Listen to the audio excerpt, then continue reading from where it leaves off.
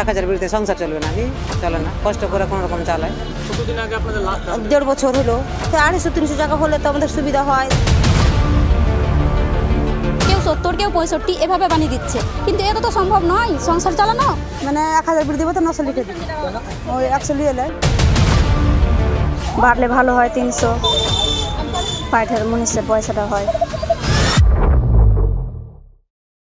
মনোবীক্ষণ polyclinic, চিকিৎসার জগতে এক দশক। এখন এখানে সব বিষয়ে ডাক্তারবাবু একসাথে তলায়। ফোন করুন 7477999515 এই নম্বরে। ডিমেনশিয়া, সহজ ভাষায় ভুলো রোগ। এই রোগেই নাজেহাল মুর্শিদাবাদের বিড়ি শ্রমিকরা, তবে শ্রমিকদের নয়, নেতাদের, বলছে বিড়ি মহল্লা। ও ভোটের পরে দিবে, ভুলে যায় আর ঘুরেও তাকায় না। বলছে দিব, ভোটের পর বাড়বে, পানি বাড়বে, দিব পানি, দিব 200 গ্রাম দিব, তো হয়েছে ভোট হয়ে গেছে আর দেয় না।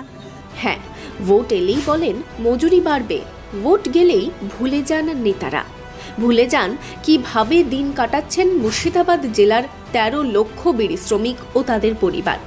কত মজুরি পান বিড়ি শ্রমিকরা? আপনারা এখন বিড়ির দাম মজুরি কত পান? 1000 বিড়ি বেঁধে 170 টাকা পাই। যে মিউনিসিপ্যালিটি বিভিন্ন কন্ট্রাক্টর বিভিন্ন রকম বানিয়ে দিচ্ছে।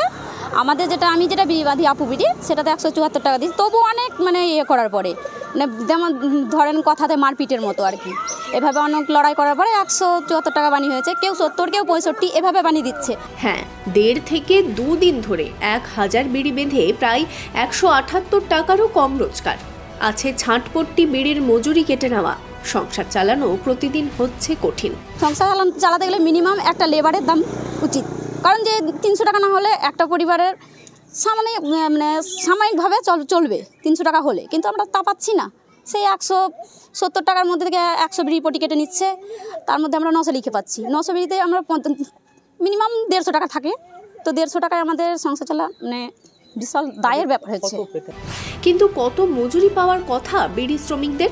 যদিও 2020 সালে সেপ্টেম্বরে প্রকাশিত বিজ্ঞপ্তি অনুযায়ী কলকাতা, 2 চব্বিশ পরগনা, হাওড়া, হুগলির বাইরের জেলাগুলিতে বিড়ি শ্রমিকদের ন্যূনতম মজুরি ঘোষণা হয়েছিল 267 টাকা 44 পয়সা, কিন্তু সেই মজুরি কোনো দিনই পাননি শ্রমিকরা।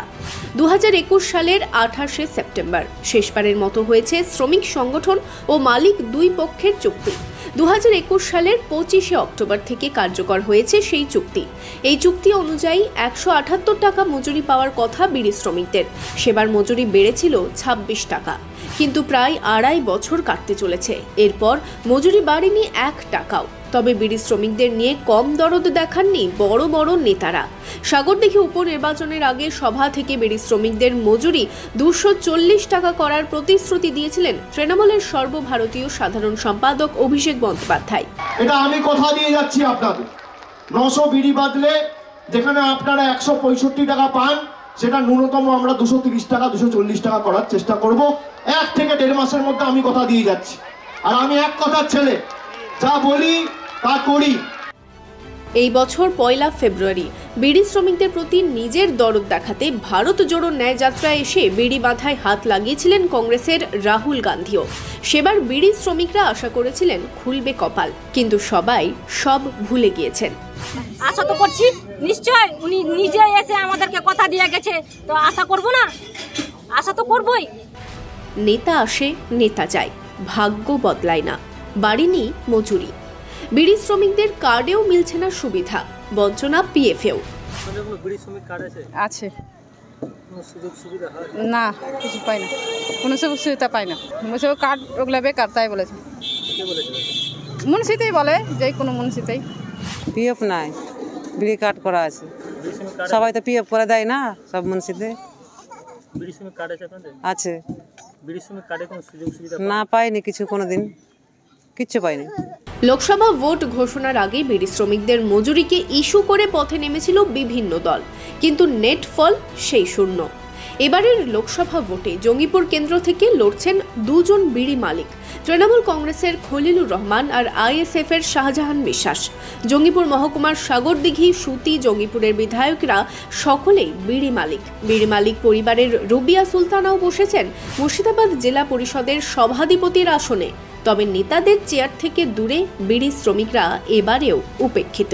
ভোট এলেই আবার উঠবে বিড়ি শ্রমিকদের মজুরি বৃদ্ধির কথা। এই নিয়ে কি বলছেন বিড়ি শ্রমিকরা? বলছে দিব, ভোটের পর বাড়বে, পানি বাড়বে, দিব পানি দিব 200 করে আপ দিব। তো কই হয়েছে ভোট হয়ে গেছে আর দেয় না। ছেলে পেলে কষ্ট করে 100 বিড়ি পট্টি কাটে, মানে 1000 বিড়ি দিব তো 900 লিখে দিবে, ওই 100 নিয়ে নেয়। এখানকার নেতারা বিড়ির সম্বন্ধে কোনো কথাই বলেন না, কারণ ওদের ভোট নিয়ে দরকার। ওরা ভোটের সম্বন্ধে বাড়ি বাড়ি যাবে, মা বোন দিদি আপনারা ভোট দিন, পরে অনেক কিছু করে দিব। শিল্পটাকে তুচ্ছ বলে করে, মানে কোনো গণ্যই হচ্ছে না এটা। কিন্তু শ্রমিকদের কথা, তাদের দাবি, দুর্দশা কি পৌঁছবে নেতাদের কানে, নাকি ভোট যেতেই আবার সব ভুলে যাবেন? Bureau report, imagine community media.